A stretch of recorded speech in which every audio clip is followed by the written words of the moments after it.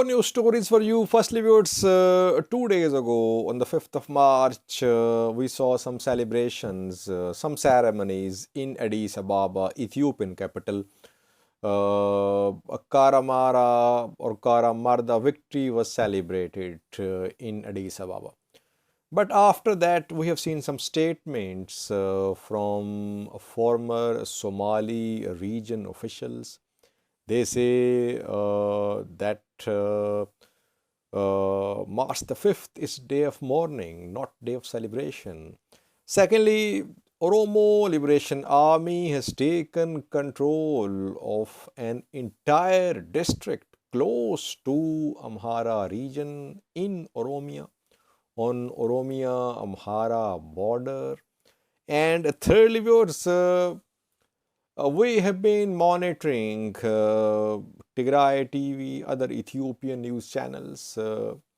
While Tigray politicians accuse Ethiopian government of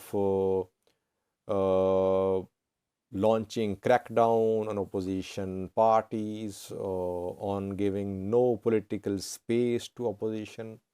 What is Tigray government doing? Is Tigray TV giving airtime to Tigray's opposition parties? And lastly, viewers, we have some statements from Eritrean opposition groups, which are mostly based abroad.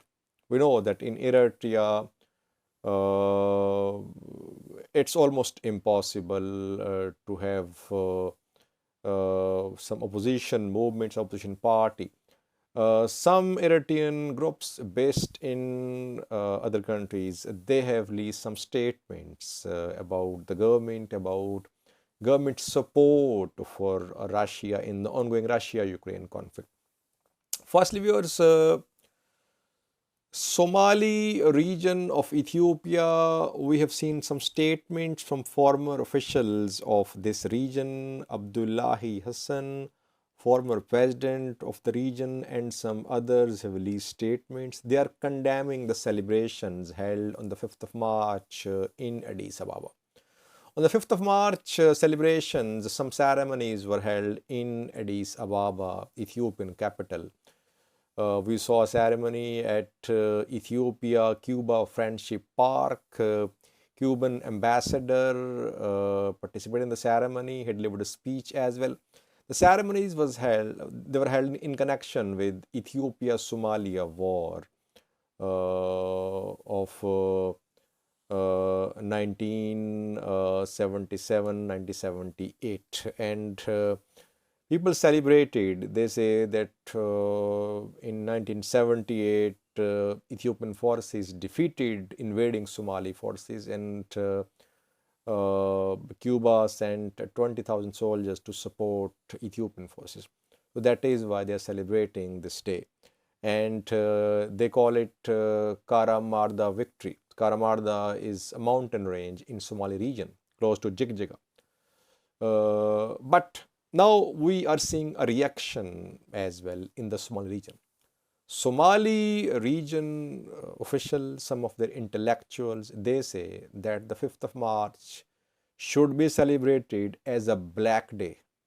Not celebrated, it should be condemned as a black day. It should be observed as a black day, a day of mourning, because thousands of Somalis were massacred in Jigjiga on this day.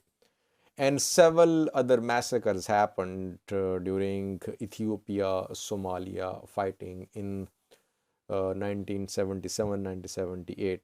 These Somali officials, former officials, intellectuals say that Karamardha massacre, Aisha massacre, and Moyale massacre happened during fighting between Ethiopian and Somali forces, and thousands of civilians were killed.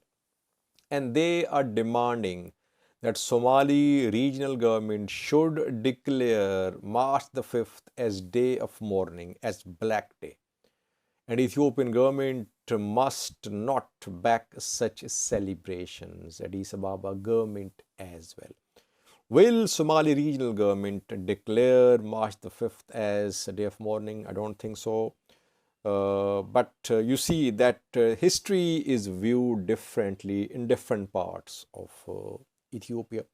We have seen that during some other celebrations too. Secondly, Oromo Liberation Army OLA has taken control of another town in West Shava zone of Oromia region. I think 4 days ago I reported about OLA taking control of a place in Shannan. Shannan town, Jibbat Wareda was taken by OLA in West Shiva. Now they are in control of a district which is right on Oromia Amhara border. It is part of West Shiva zone.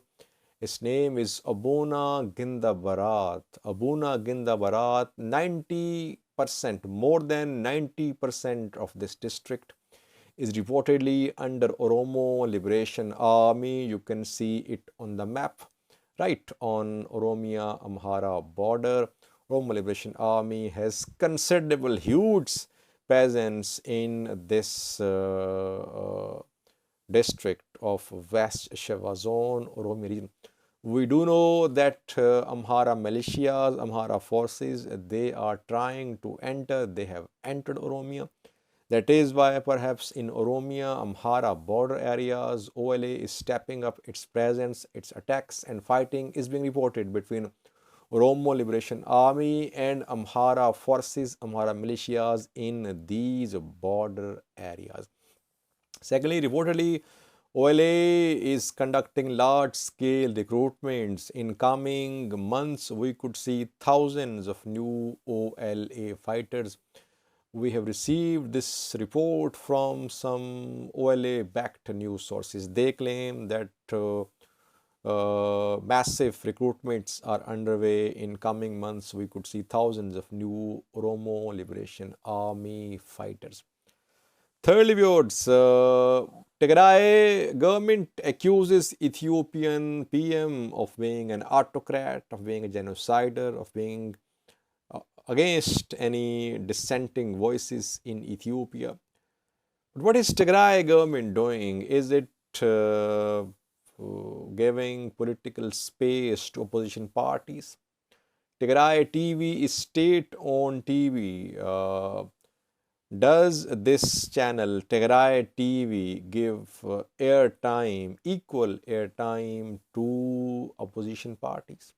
Tigray opposition parties, a Tigray Independence Party, Salse Voyene, Betona, how much airtime are they given on Tigray TV? I haven't seen lots of their activities covered on Tigray TV. They have a right to be represented, to be given equal opportunity at Tigray TV, which is state-backed TV. It's not TMH, Tigray Media House, which is a private news channel based abroad. Tigray TV, state-backed TV. But I haven't seen lots of activities of Salsevene, Betona and TIP covered on Tigray TV. It should happen. If Tigray government, if TPLF accuse Ethiopian federal government of being undemocratic, of being autocratic, they should set an example by being democratic. And Tigray TV, state-backed TV must be directed that it should give equal coverage to the activities of Tigray government and Tigray opposition parties. Lastly, viewers, we have a new story about some statements from Eritrean opposition groups which are mainly based abroad. We know that in Eritrea, there is one party rule. Isaias Afwerki is in power, his party in power. No major opposition parties are working in Eritrea. Some opposition parties based abroad, they have issued some statements. How significant are these parties? How much ground presence do they have? Of course, they're not very effective. They're not very we can't say that they have huge ground presence in Eritrea. But still, they keep on speaking, sometimes for themselves, and they claim to be speaking for the people of Eritrea. These two opposition groups have released statements. Firstly, Eritrean Bright Future Movement, which is said to be backed by TPLF. Eritrean Bright Future Movement has condemned Eritrean government's support for Russia. It is condemning Eritrean government's involvement in Tigray. Name of Tigray is mentioned in the statement. Eritrean Bright Future Movement says that it is with the people of Ukraine. It condemns Russian aggression against Ukraine. Eritrean Political Forces (EPP) is another alliance. It claims to be an alliance of 5 political parties. It is also condemning Eritrean government's backing of Russia. It did not mention Tigray in its statement, but it says that foreign interventions by Eritrea are creating devastation in the region, and they're condemning Eritrean support for Russia at UN General Assembly session, UN Human Rights Council session held within the past 4 days. So you see, Eritrean opposition voices are only heard abroad. In the country, they are not being allowed to work freely. People say, Sajid, you are against Eritrea. You speak against them. I am not against Eritrea or SASF working. I only quote statements of people, of organizations, of groups. In the last video, I quoted statement of a UN representative. He said in his appearance at Human Rights Council session that no freedom of expression, no freedom of association, no freedom of religion. Rather, these liberties are being curtailed, and national service is being criticized. People say it's essential for Eritrea because Eritrea is facing a much larger enemy. But now it's not facing a much larger enemy. Now Eritrea has friendly relations with Ethiopia. Ethiopia relations have improved considerably. So now we cannot say that entire Ethiopia is hostile towards Eritrea. So now there is no justification for indefinite national service. And that is what people share with me, the youth, the diaspora, and some from Eritrea as well. Yes, there are concerns. If you keep on sweeping the dirt under the carpet, it does not mean that it's not there. It's there. People have their reservations. Eritrea must open up some political space for opposition parties, opposition groups. Otherwise, this repression, it will lead to backlash. Thank you for watching.